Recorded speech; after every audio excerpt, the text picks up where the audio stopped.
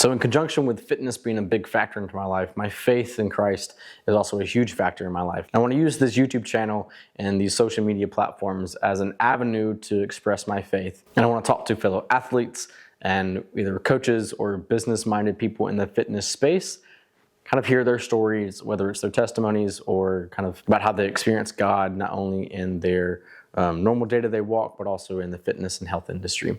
So in this podcast that you're about to watch, I was able to sit down with Jayson Hopper a few years ago, back when me and a buddy of mine had a podcast called Life as Believers.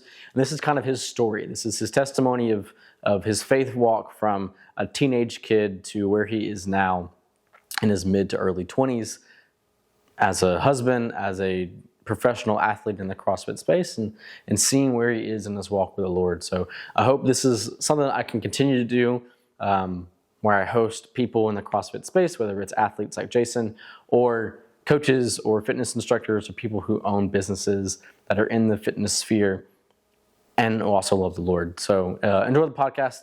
I'd love to hear you guys' comments down below. So let me know what you guys think and who else you want to have on this podcast or on this YouTube channel as we continue to grow and build this space. Thanks, guys. Check it out.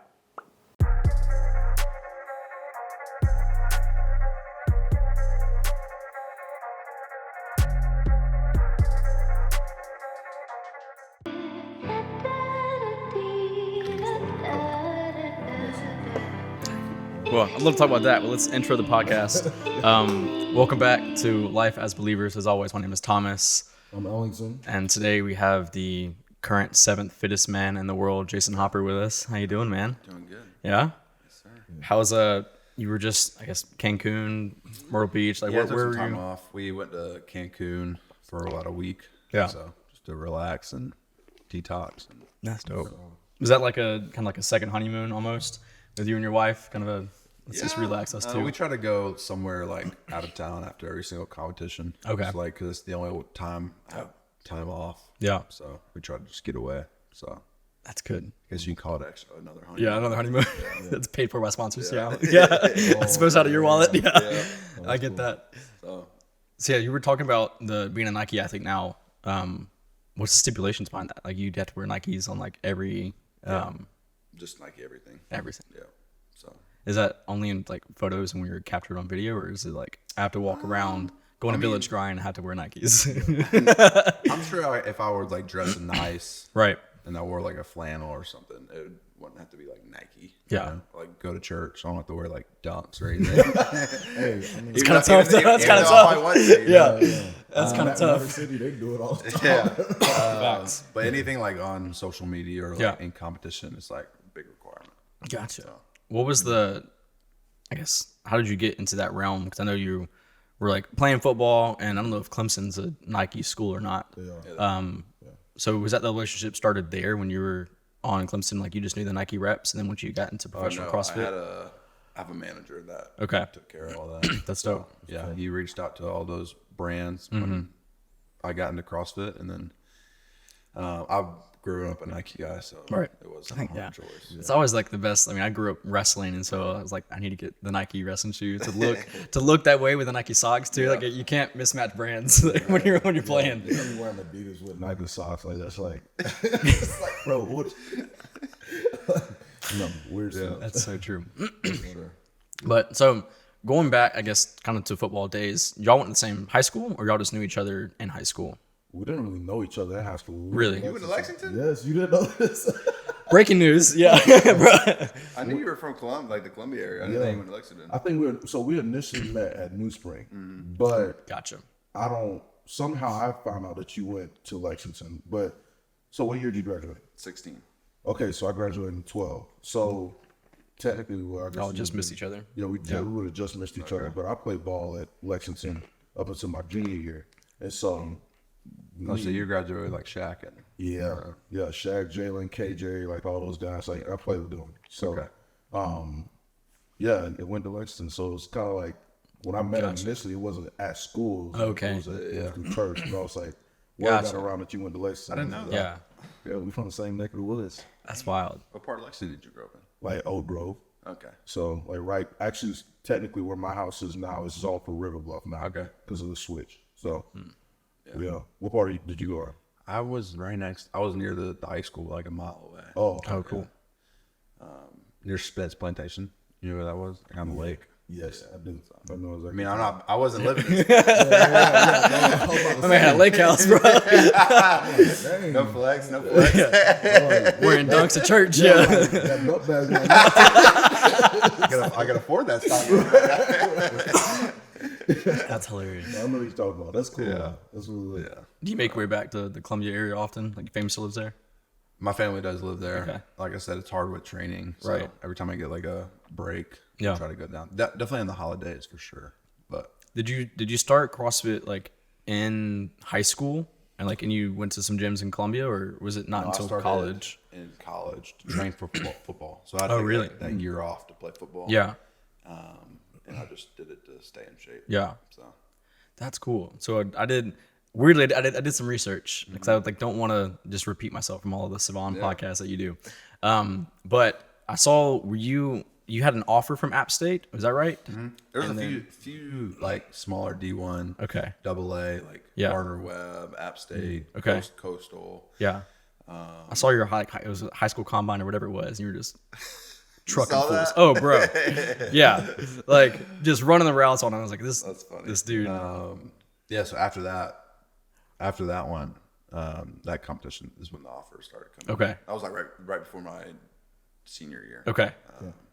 So you were getting offers junior year, and you were like, all right, I'm trying to figure out. My first one was App State junior year, and Wow. then I mean once one team comes in, Right. it's kind of like that's the same teams in that division or league will Right. start offering. It's just like a bidding more from it's there. like if you're an elite 5-star guy, Yeah. and you're getting offered by Alabama, I mean, Yeah. it's not going to be hard for Clemson to be like, oh yeah, we would like him too. Yeah, Sure. Yeah. So it's like that's how so many people have so many offers at that level. It's like once one comes in, it's like, oh yeah, we'll just offer him two. That makes sense. So what was the choice to forego, I guess, scholarships from an App State or Gardner Webb or wherever to say I'm gonna walk on at Clemson, hang out with D Wrench, all my boys there. What was that choice? I went to camp after my sophomore year, so going into my junior year, went to camp at Clemson and balled out, same thing you saw in the highlight. Exact same thing, and Just cutting fools up. Yeah, 5 stars. Crazy. We all were there. Yeah. And there was this, white guy out here just balling, It's a young Gronk. That's what it was. And I was there for 3 days. I was not Gronk. I was way smaller than this. Thin white boy. Yeah. Running routes. Athletic. And after 3 days, they were like, all we need to know is if you can play in pads. So we're not going to offer you a scholarship right now. Right. Because we need film. And I had no film because I played a little bit of sophomore year. And so they were just like prove that you could play with that helmet on and we'll offer you a scholarship. Word for word. And Coach Sweeney was they had brought me all around. Coach Venables was my recruiter. Right. So he's taking me all around. And Coach Sweeney's saying hey, you remind me of myself in college, all this stuff. That's high praise. Getting my head big, making me fall in love with Clemson. Yeah. And then I get in trouble. So I came back and I was super selfish at that point. Just give me the ball. I don't really care if we win. I just need film, Right. And I got super selfish. And then there was a moment where I was getting yelled at during practice and I just walked off the field. At Clemson. Yeah. No. I wasn't in Clemson yet. Oh, okay. I was in high school. You're in high school, so you're in high school. Yeah. And because I came back from Clemson and I was just I'm gonna go play at Clemson. Right. Just give me the rock. And we were heavy run team. Oh, really? So I was getting super frustrated. Was that always Lexington's kind of MO? Was a run heavy game? Nah.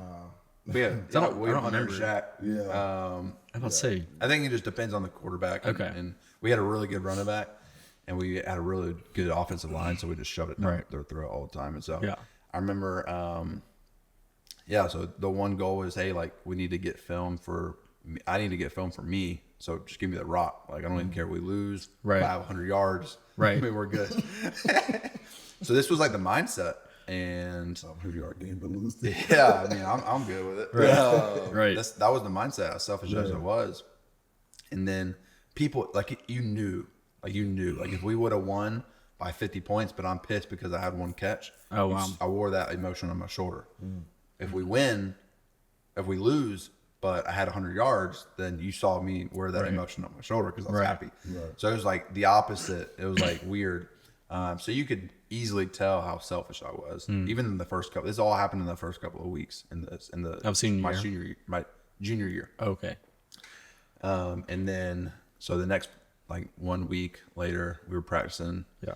And I was getting yelled at, dude, like in front of the whole team, about how selfish I was and how I only cared about myself and Clemson and all that stuff. Yeah.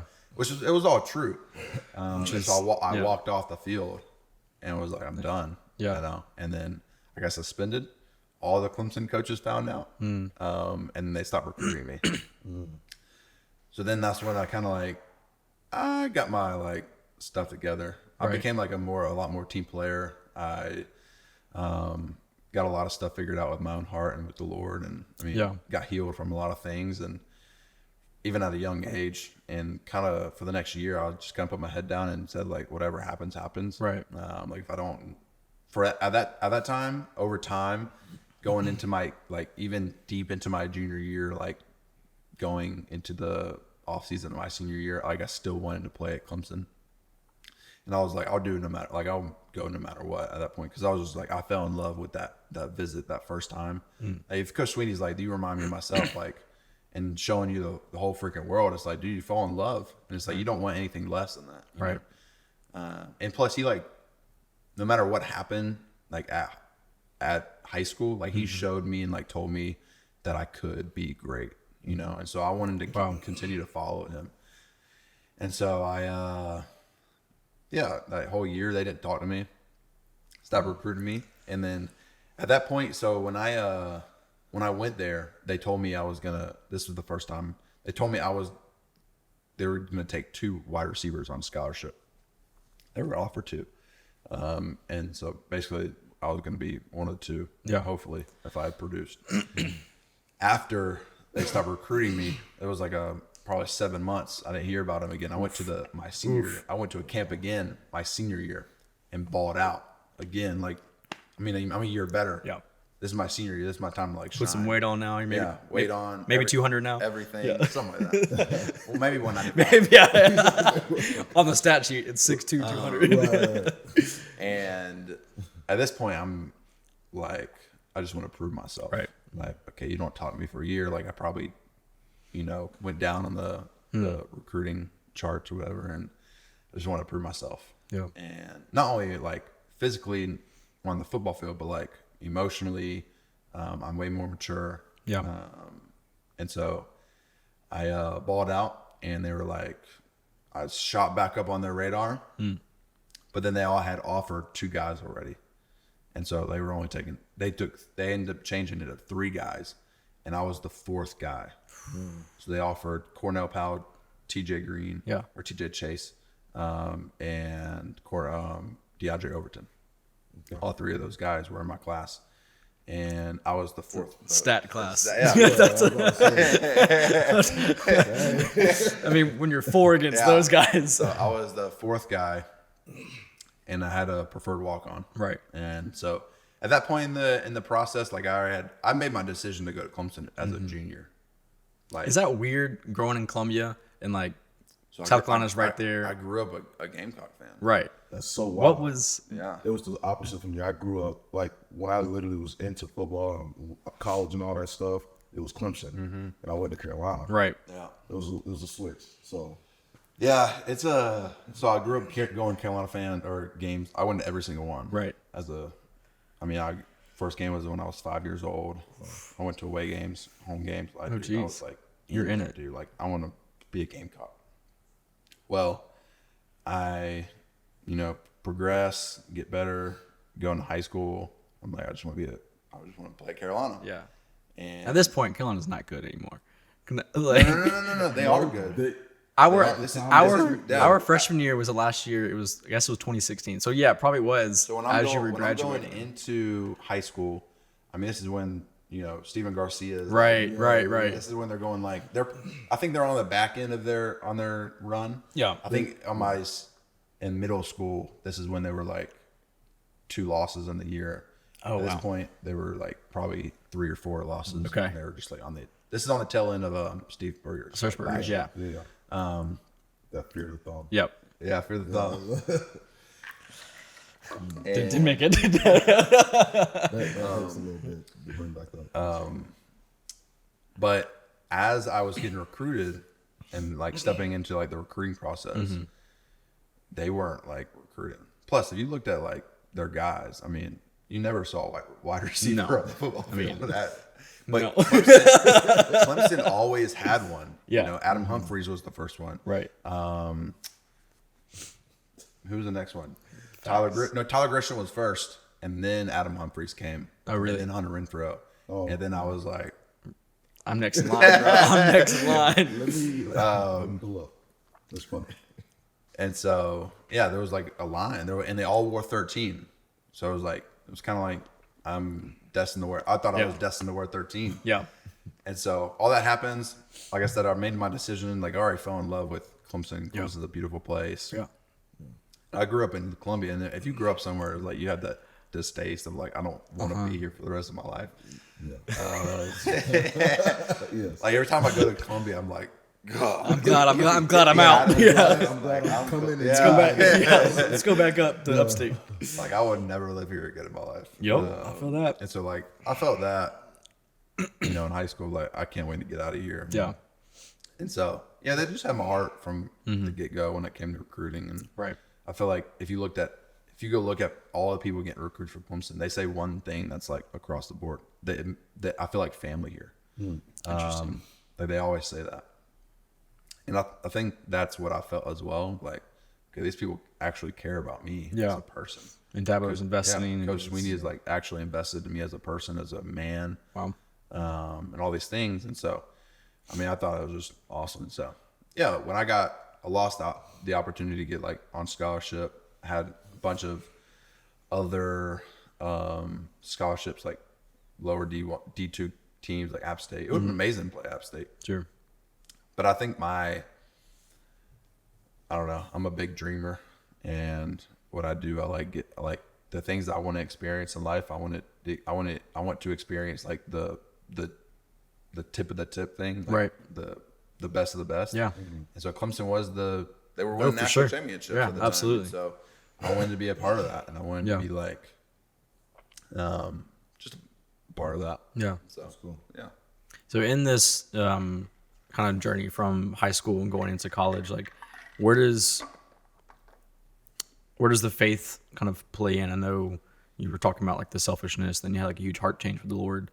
Did you grow up in the church, or was this like, I'm 16, I'm realizing I'm a kind of a jerk around people, and like some people reach out to me, and like Scotty Gavlin, whoever it was, like come to New Spring, whatever it's like whoever. What was that? So I wouldn't say I grew up in church. I went to church every now and then with my mom. Right. But I went like assistant every single Sunday. And so I didn't really know. I think I knew the lingo of church because, I mean, a lot of people do. Yep. You grew up in the South. Even if you don't go to church, I mean, you know the lingo. And so like when I didn't really go to church. I went to Fuse at first. Okay. Gang. And SKO. Fuse was the place we hung out. Oh yeah. Like it was a place where we hung out to go like chase girls. Like we just went to go. We didn't really care about the Lord. We just wanted to go hang out. It was like this. It was like what was going to be cookout after. Yeah. It was like Fuse was cookout. It was like let's go to Fuse on Wednesday. Yep. Yeah.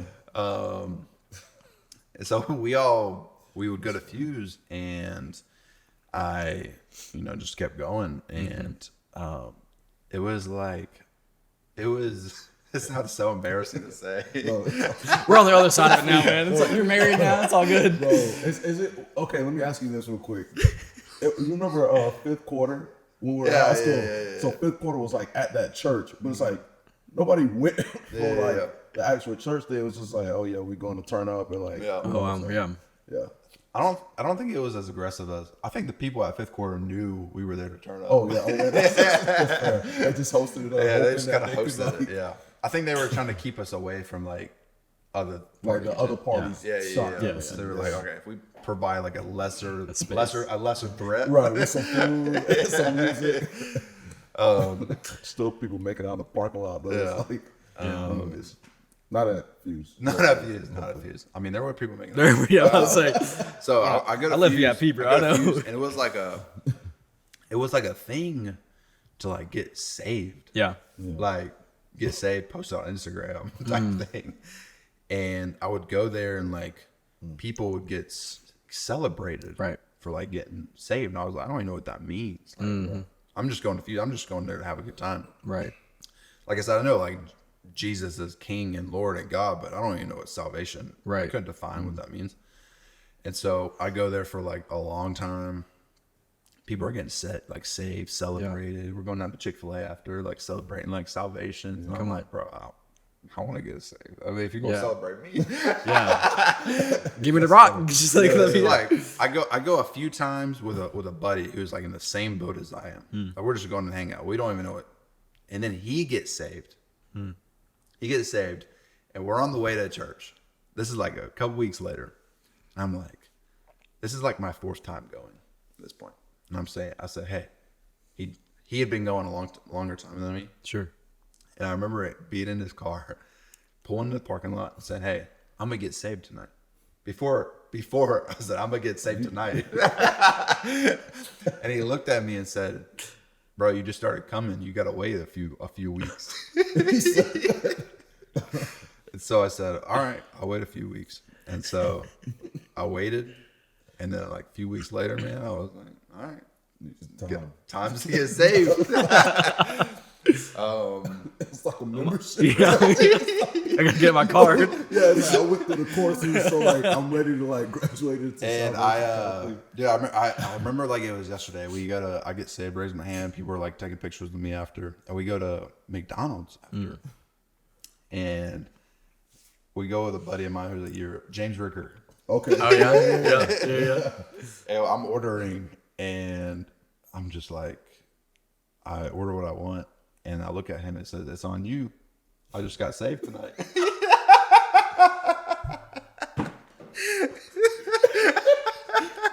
Jesus paid away for you. And You gonna pay the way for me? I just gotta say, bro, you gotta buy my meal. Come on. Big night for me, bro. I just leveled up. You gotta say it, you posted about it. You celebrated, and you got a free meal. When I saw people get celebrated, I was like, I want that. Like, Right.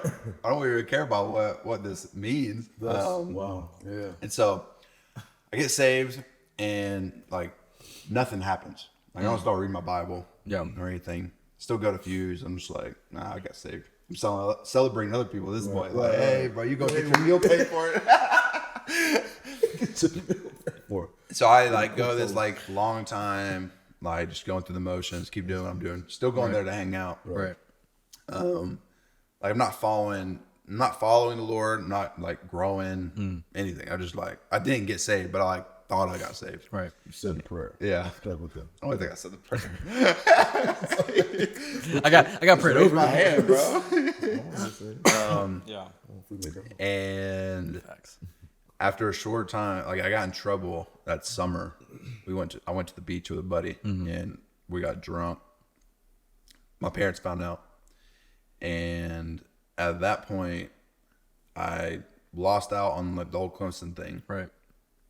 Just got caught drinking. And my now wife was my girlfriend, and she like broke up with me because of all both those things. Because she was like actually like a follower of the Lord. Wow. And she was very displeased when she heard about me walking off the field. So she was like, I don't want anything to do with you because you're selfish and it's gonna be an embarrassment. And we weren't really like a thing. It was like High school date. high school date. Like he got in trouble while we're done. Can't be seen. And then too, I remember alongside with like wanting to get saved, she broke up with me after Clemson.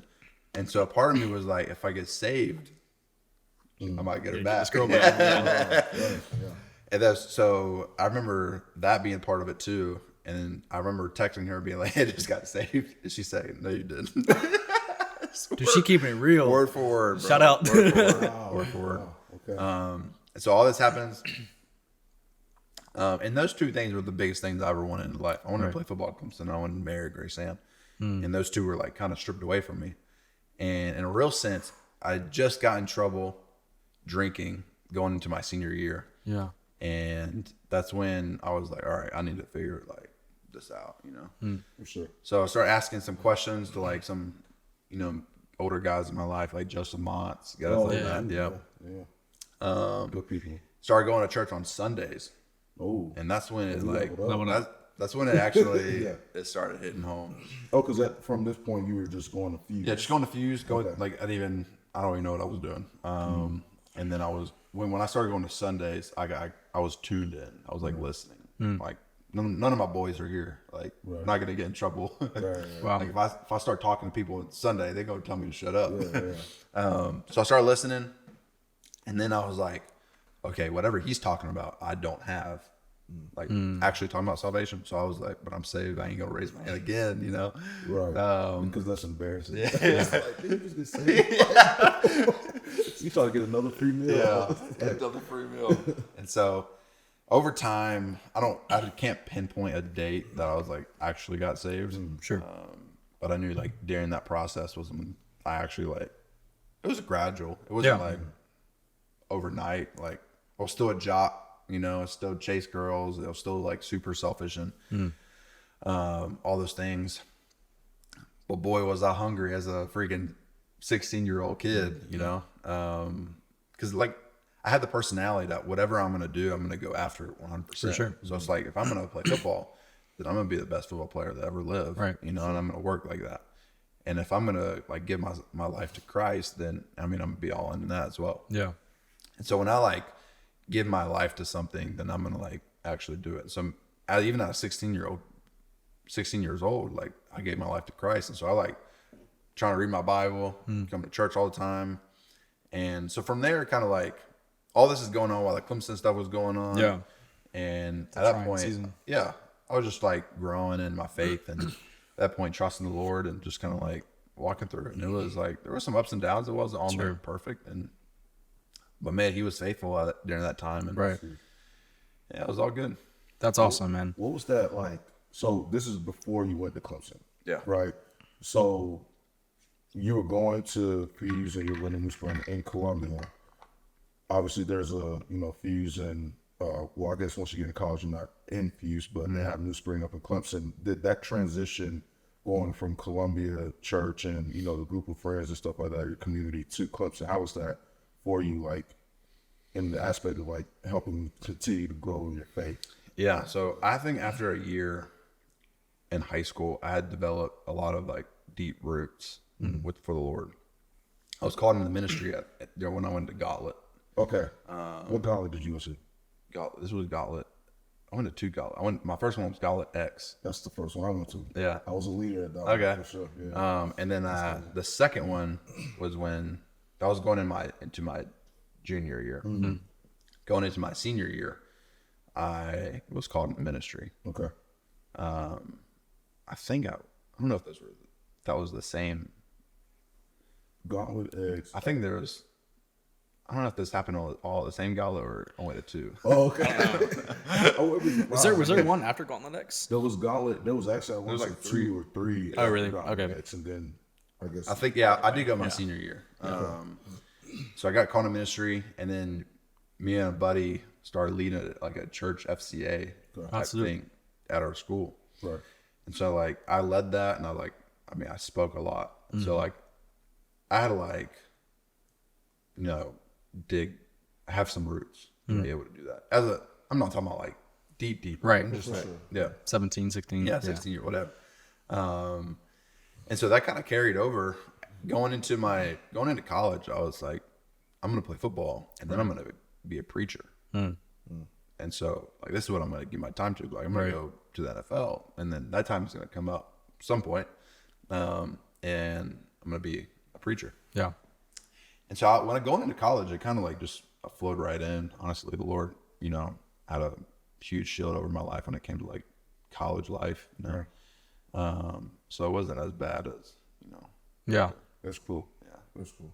Do you still feel like that calling, maybe not to be a preacher or pastor per se, but like still in the ministry of discipleship and like absolutely. with kids? And once you like taste, like the goodness of the Lord, like you just want to like actually taste it, and not just say you think you have or something. I think you just want to continue to like share that. Yeah. And I've been, gracious enough for the Lord to be faithful to me and like allow me to experience a lot of things. And I just want to continue to live my life and continue to share those things, whatever avenue that may be. It might not ever be I might think I was wanted to be a preacher. Right. That may never have been the Lord's plan. Yeah. But ministry is definitely something I want to like integrate into any single opportunity I get. That's awesome. So. Yeah. And you see that like, again, I did research because I didn't want to be like repetitive, but you saw like in the CrossFit space, people like Rich and Ben Smith and people in that area that were like, faith is a big part of my life. I'm not ashamed of it. Like, did you see CrossFit as a platform to where you were able to kind of be a light in the competitions, be light in that like training room? I know you work out with JR and all of them. Like, they're great people and love the Lord too. Like, do you see CrossFit as that avenue of ministry now? Yeah, I think it's hard, and I don't. A lot of those guys I don't see a lot. I only see them like certain times of the year during competitions. When those competitions come around, it's super hard to be like, okay, ministry first, right? Like, $300,000 ministry first. So it is challenging. Sure, I think it'll have to come down to like how I want to like for sure integrate that into my career. Yeah, for me, it's like I don't think, especially in America where everybody knows about Jesus, it's not a thing to go up to somebody and be like, "Are you saved? Let me tell you how to get saved." Right. I don't think that's the method that I think is best. I think after a long time of like living a life like worthy of the gospel, bringing people into your life and like showing, hey, like you're messed up, but hey, this is why I do what I do. After maybe years of friendship, right. And at that point, I'm able to. They trust me. I trust them. We have a bond. Yeah. I'm able to integrate that message into our friendship at that point. But it might take years. It might take a day. It might take however long that trust is built. For sure. But I feel like when it comes to like the gospel now, it's all about relationship, but it's also more about like I do want the message. It's deeper than hey, just love people. Like I do want to share the gospel, and I do want to tell people like hey, we need a savior, and I just don't want. I feel like a lot of times you have the left side who is like, oh, I just love, but then you got this other side who's like Jesus, Jesus, Jesus, Jesus, who are standing on the street corner. Right. It's like, well, that ain't it. Right. But there's got to be balance? But there's got to be there's got to be meat on those other bones. Right. You just can't love because everybody's loving. Sure. And so I think for me, Grace Ann and I, as a married couple, we just want to bring people into our lives. Yeah. Like we don't want to like say this is what we believe. We want to bring people into like our home. Yeah. And like have dinner with them and like share our lives. And the gospel. Yeah. Just share our lives and have conversation about everything. And that's cool. At some point in that friendship, the Lord will bring himself up. Yeah. And that's huge. And that's when I would take my whip out the Bible now. Yeah. So that's cool. Because like I wasn't always like that. Being someone who wanted to be a preacher, and I'm a big reader, and I'm a big reader in like church history, and you always read like guys who would just like go up to some random street corner and start preaching, and thousands of people would get saved, and I'm like, well, I'm gonna do that. Yeah. And it just doesn't work that way. Like people respond differently now, and I don't know what it would be like. I just want to live a life that is like contagious to the gospel. Like you see me handle my money, like why do you handle your money like this? Well, let me tell you why. Right. Like why would you tithe? Well, let me tell you why. Like why do you read your Bible every morning? Like those things are only seen, like the things that are secret in my life are only seen when you come into my life.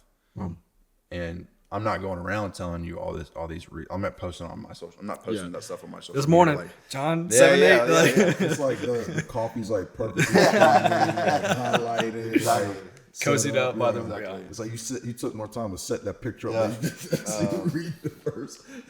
Yeah, so I think it's just the most effective way. Yeah.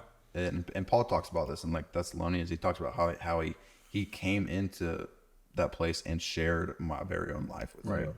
I think it's the greatest testimony is the life that you live. Yeah. And I mean, when we look like Jesus, that's what's going to attract people. It's not the crowds of people were following Jesus for the works that he did, not because he said he was the Son of God.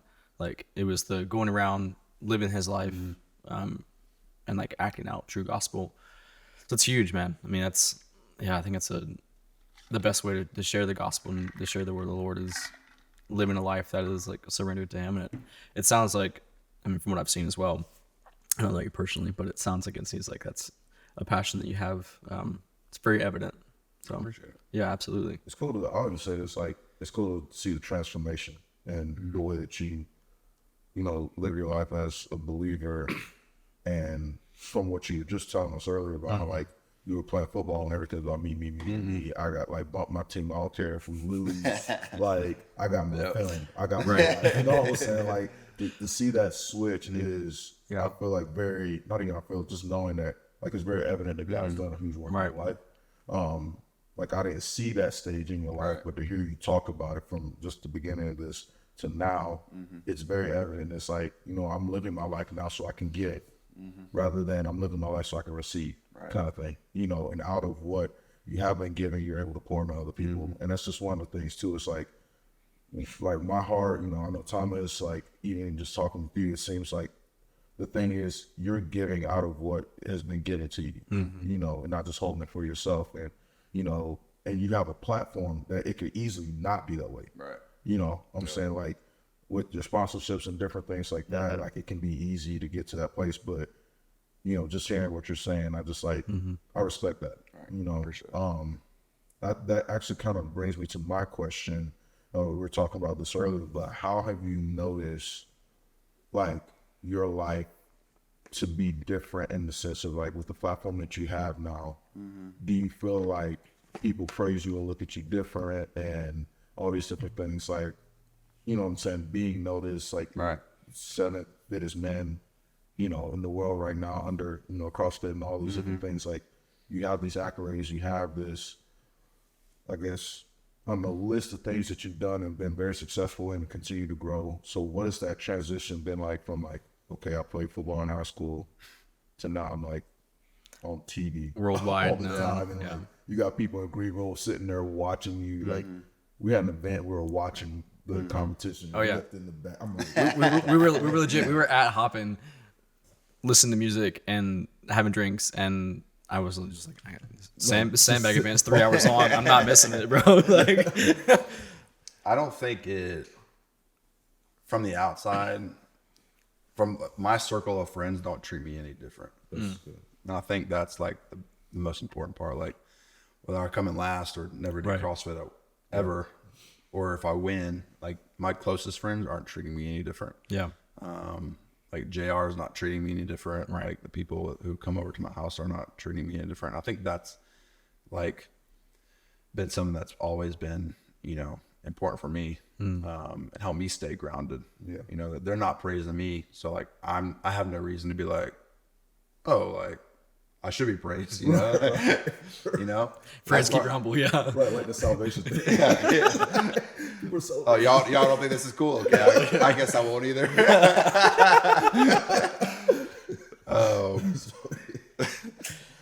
Like, I got home from Cancun and no one even mentioned the games. That's great. It's like, come on, man. Yeah, like, they're like,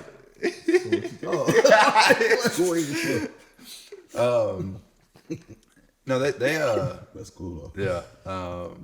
And I think it's just from the outside, like, people who I'm not really close with, I mean, what they think about me, good or bad, I mean, that doesn't really affect me personally. Sure. I would say that with honesty. Like, if there's some stranger that like thinks I'm like this because I'm the seventh fittest man in the world. Like that doesn't necessarily affect my ego. I think if that's awesome, the people in my circle were affecting my ego, then that would hurt. Yeah. Like if my best friends were like holding me like on a high up, which they don't, I feel like that I would also like, rise. My ego would also rise to that level. I'm not saying I'm like the most humble guy in the world. That's not what I'm saying. But I am saying like the transition from Clemson to like where I am now, my close friends have always treated me the same way. Right. And I always think that kept me grounded in a big way. Yeah.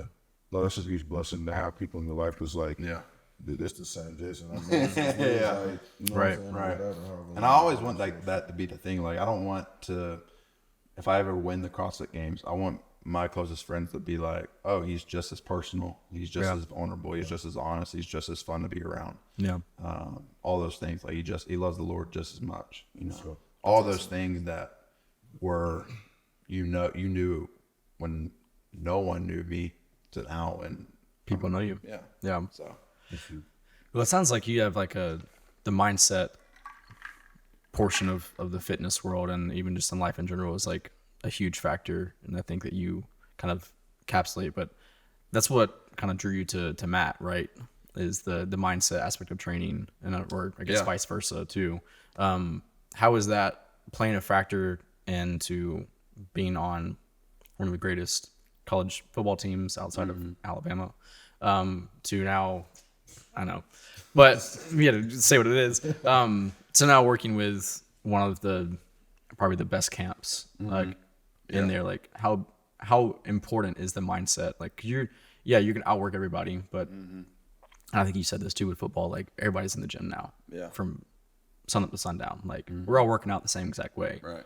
So how much does like that mindset play a factor? I think it's the biggest thing, honestly. I think this was just like life in general. Right. So working with Coach Sweeney, one of the best in the game, and then now being able to work with Matt, the best in the game. Best in the game, yeah. And both of them have like big similarities. Really? Yeah. Like when it came to like, working hard and all those like the mental aspect of the game. Right. At the end of the day, everybody is working hard. Like everybody is waking up and going to their 9 to 5, like where they will get fired. Right. Like Facts. every athlete is either like they are doing their job, whether they're going through the motions or not. That's on them. Sure. So for me, it's how can I leverage the 1% in training or outside of training? So I like to look at the places in my life that are hard and that no one else is willing to do. So everybody's willing to go to the gym, right? Because that's the thing we do. Like everybody's willing to die and do burpees and do all the we'll lift weights and do all the fun things in the gym that's going to help them. But no one's willing to sit on a foam roller for an hour. stretching, ice baths. Nobody wants to invest $1,000 of their own money into going to get chiropractor work. Right. No one wants to go get massages every 2 weeks or every week. No one wants to go to bed at 9 or 10 o'clock and get 10 hours of sleep. No one wants to eat this much food. No one wants to. I mean, all these things that when you look on paper, it's like, oh, these are hard to do. Nobody wants to sacrifice time with the boys. It's college football. Like I'm gonna have to say no to that. Hang out with you because I have to go train on Saturdays. So it's like all these things that are like 1% minor things. Like maybe going to bed at 11 o'clock one night won't really add up. But what if it does? Right. Oof. What if I can skip rolling out my muscles one day or 2 times a week. Like what if I just do 30 minutes tonight? But what that does is at the end of your season, you come in second and now you have that what if. What if those 30 minutes compounded? Like what if that would have changed? What if I would have ate this instead of that? What if I didn't binge those cookies, Like all these things, and then you have a pile of what ifs at the end of your season. I came in 7th in the world, and I had a lot of what ifs. Really? Yeah. Like, even with the goal of top 10, and you're like exceeded that. I think you always have what ifs. I think you never have a perfect season. So there are. Right. I mean, I did eat a bunch of cookies, and I didn't roll out an hour a day every day. Yeah. Last season, I didn't. I wasn't as disciplined as I want. So 7th was probably what I earned. But you can't help but come back and be like, well, what if like I would have did all those things the right way? What if I was perfect? What if I did roll out every single day? What if I invested more money into recovery stuff and like getting body work done and like, because that stuff hurts. It's like, no, I don't want to give 1,000. Like I go to a chiropractor twice a week. I get massages, and I do. I go to this one guy for active tissue release. So like he's digging in my skin. All 3 of those things. Those are not cheap. No. And not. Like, and I'm on a foam roller an hour a day. Yeah. So like all these things is like an hour a day, and so all this time is like accumulating. But it compounds. It's like I'm gonna get 1% better today than the person who doesn't do all those things, and the next day I'm gonna get 1% more better. And after 365 days, I mean, like 365%. Wow. And it compounds, and over years and years and years, it just so happens that we did the same amount of training, we put the same amount of effort in as well in the training, but I'm night and day better than you simply because I paid attention to the details off the floor. I'm not saying I'm perfect with that kind of stuff. I'm saying this is like the standard. Yeah. This is what we all strive to do. And so when it comes to like the mental aspect of like, for me, it's training. All those things are the 1%. It looks different for everybody, but there is those 1% details that nobody wants to do that, if you did do, you level up. Yeah.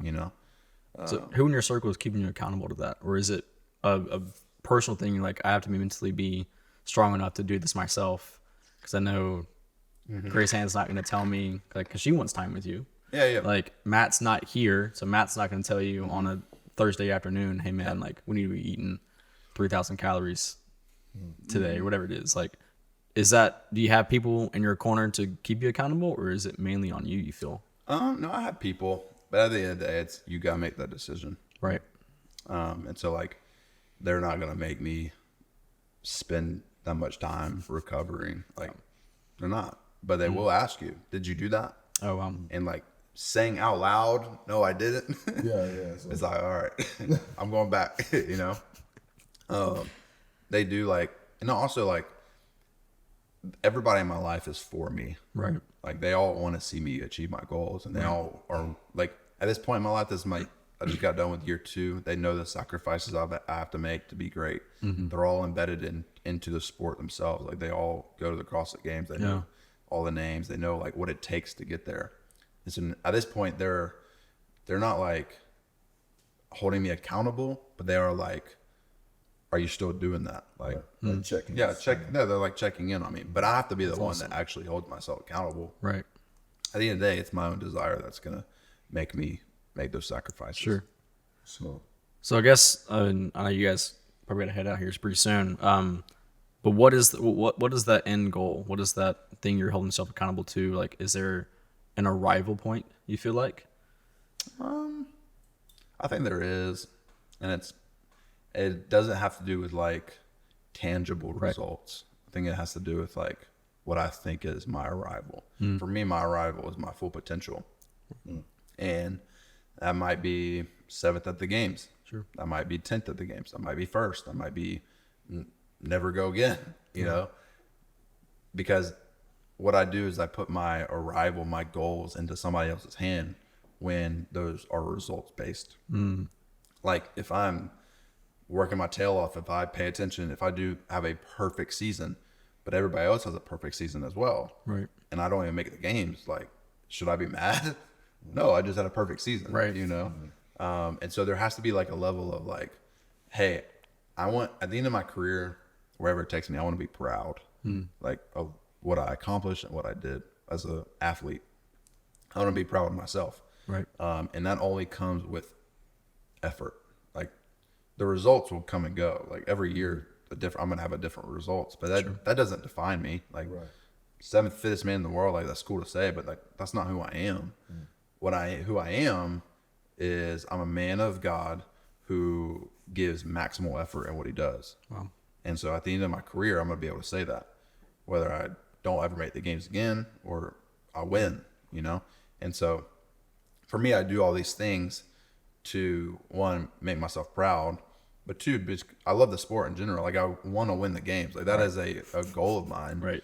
But it's not the goal. Sure. Because if I never do it, then am I supposed to feel like crap for the rest of my life? Right. Because I never did it. And hold my head down because I didn't accomplish that goal. Mm-hmm. Like, no, like, my goal is in reach, but it has to do with me taking care of like what I'm in control of. Wow. Like, I can actually reach my full potential. Like, that is a thing I can do and I will do, but it has nothing to do with anybody else but me. Right. Yeah. And that is the best. That is the best goal, knowing that like it's in my destiny. Like, I don't know when, I don't know what it looks like, I don't know how it's gonna happen, but like, if I continue to do what I'm doing and continue to get better at what I'm doing, then I'll reach it. That's awesome. Cool. And I'll be able to live with that. Yeah. That's awesome. Yeah, it's I mean, literally back to the whole thing. Obviously, this podcast like this believers, but throughout everything that you've been saying, it's just showing it's like your identity is not in what you do. Mm-hmm. You know, and I think that can be one of the things with your brothers and sisters in Christ, your friends and family, all this stuff. It's like having people that are in a sense accountable to that. Yeah. With us, we started our own business, like, we working with like music and musicians and different things like that. There's so many times where it's easy to be so focused on my success based off of what I produce, as opposed to like I need to understand that I'm good regardless, right. But I'm still going to give my all, right. You know what I'm saying? So it's not like I'm good regardless and I'm going to slack off, but it's understanding that my identity is not in what I do or what I produce. Yep. And so it's really cool to hear that coming from you and, seeing, like I said before, seeing that transition from, because I will attest that you probably didn't see it that way when you were playing football and all those things, but like seeing that transition is super encouraging. And like that to me that's ministry. Wow. I mean, you're talking about like, you want to be a pastor at some point, all these different things, and that may come as well. But one of the things that we've talked about, and I've had conversations with other guys before about, is that like ministry doesn't mean you have to stand on a pulpit.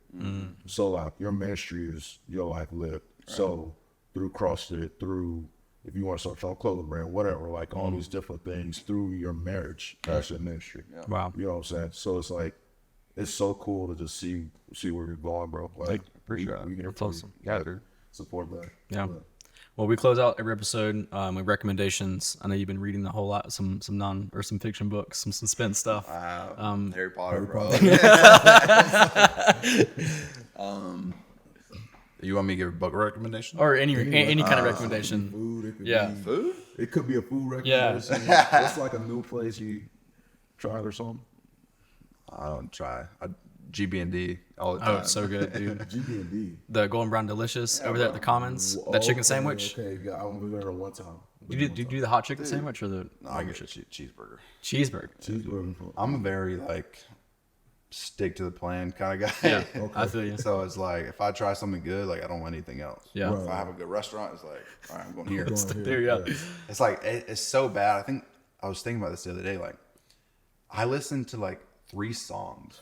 Oh, on repeat. Bro, I feel you. I feel you. And it's like three in each genre. Like I'll find like one artist. Like I'm big on Hardy right now. Okay. He's that country singer, right? Yeah, country singer. And I'll just like binge Hardy. Yeah. And then like somebody will be like, "Who's your favorite music artist?" And I'm like, "Hardy, bro." Right now, bro. Go.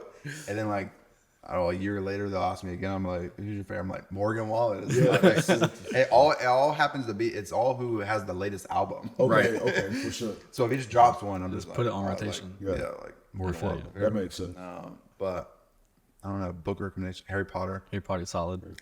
I mean, if you want to get really into it, How Champions Think. I'm reading that now. Okay. I'm reading how dude, Tiger Woods would have like this I don't know. He would listen to like this video of people like trash talking him of like how he's saying, saying he's like not what everybody thinks he is. He's like gonna choke. He's not as good as who, like he's not the best. He would like listen to it on the TV, and he would putt right in front of it, like in his living room. He would just spend like hours just like that's an insane listening while putting. And so I just thought it was cool. But how champions think, how bad do you want it? Okay. Those two things, and then obviously Harry Potter. Yeah. What about you? What's your recommendations this week? My recommendation is, I'm recommending this because this is something I've been terrible about recently, but like he brought this up, get more sleep. Like get enough sleep. It's like, it's been a struggle bus, but it's been good. It's been a grind, staying up late, working on my craft, but it's like, okay, there has to be balance. Like I need to rest. Right. So yeah. That's good. Bro, it's America, bro. You're not supposed to be sleeping. well, I haven't been. So that's huge. 3 hours is enough. Can't do it. Day after day. Can't do it. Yeah. I would say I just got my blood work done just to kind of get like a baseline test of like where I'm at health wise. So I recommend that. But also I think finding time to throughout the day to find some kind of restful moments in the day. You can call it a Sabbath rest. You can call it like a recentering meditation, whatever it is, but getting 5 to 10 minutes a day to kind of like recenter yourself and step back of like, all right, do I need to send this email now? No, I can take a break and go for a walk or pray or listen to 3 songs from Hardy and like shut your brain off for a little bit of the day. And I think it's been a huge thing that I'm learning to practice, but try it out. Yeah. But dude, also, I recommend everybody get a fanny pack from StockX, so I feel less guilty. Gang. This price is gonna go up now. All the demand's up. They're gonna go up. That's hilarious. I can't promise you they'll get new ones in. So. Get them while they're hot. Get them. Well, they are hot for sure. Well, Jayson, I appreciate you coming in and hanging out with us. Yeah, of course. Awesome. Cool. This is good stuff. See y'all. Peace. No, dude. Son, bro, I want to ask this on the podcast, but you can just do it now. What is like